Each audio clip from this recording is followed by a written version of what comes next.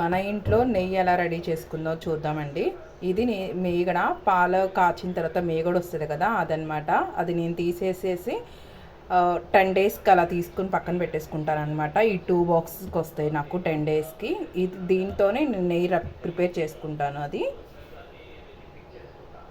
ఇలా మిక్సీలో వేసుకోండి. మిక్సీలో వేసుకుంటే త్వరగా చేసుకోవచ్చు మనం. కొంచెం కూల్ వాటర్ అనమాట ఇవి, కొంచెమే వేసుకోవాలి. ఇప్పుడు మిక్సీ పట్టేసుకుందాము.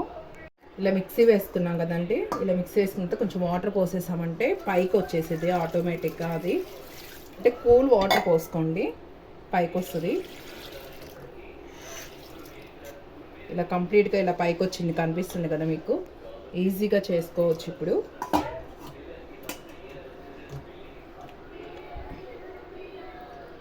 ఇలా కంప్లీట్గా ఒకేసారి వస్తుంది మనకి. మనం అంతకుముందు ఏంటి మజ్జిగ కవర్ చేసుకొని అదంతా రెడీ చేసేవాళ్ళం, అదే పెద్ద ప్రాసెస్ అయిపోయేది.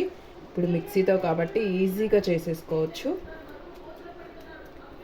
చూడండి ఎంత బాగా వచ్చిందో ఈజీగా. మనకి ఎక్కువ గిన్నెలు కూడా ఏమీ పట్టవన్నమాట. ఇలా పిండేసుకొని ఇవి కూల్ వాటర్, ఈ కూల్ వాటర్లో వాష్ చేసుకోవాలన్నమాట. ఎందుకంటే మనం 10 డేస్ మేగడ పెట్టాం కదా, కొంచెం స్మెల్గా అనిపించింది. ఇలా వాష్ చేసామంటే మంచి స్మెల్ వస్తుంది అన్నమాట నెయ్యి తర్వాత.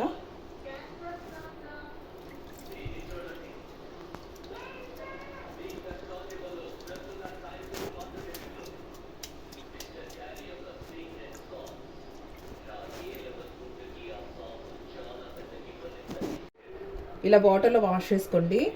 3 టైమ్స్ వాటరు పారబోసుకుంటూ ఇలా వాష్ చేసుకోండి అనమాట. ఇప్పుడు నేను 3 టైమ్స్ పారబోసి ఇలా వాష్ చేశాను. వేరే గిన్నెలో షిఫ్ట్ చేసుకొని వాటర్ ఏమీ లేకుండా ఇలా కంప్లీట్గా ఇలా పిండేసుకొని, వాటర్ ఏం రావద్దు.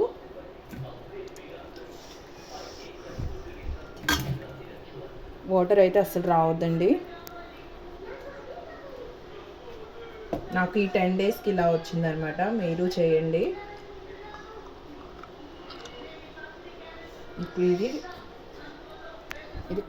వేడి చేసుకుందాము. నెయ్యి వచ్చేసింది. ఇలా కంప్లీట్గా అయిపోయిందండి. ఇప్పుడు ఒక చిన్న టిప్ అనమాట. మనకి నెయ్యి ఎక్కువ స్టోర్ చేసుకోవాలనుకుంటే ఒక తమలపాకు ఉంటుంది కదా, అది దీనిలో వేసుకోండి. మనం ఫ్రిడ్జ్లో కూడా పెట్టుకోవాల్సిన అవసరం లేదు, చాలా బాగుంటుంది స్మెల్. ఫైనల్గా అయితే నెయ్యి అయితే రెడీ అయిపోయిందండి.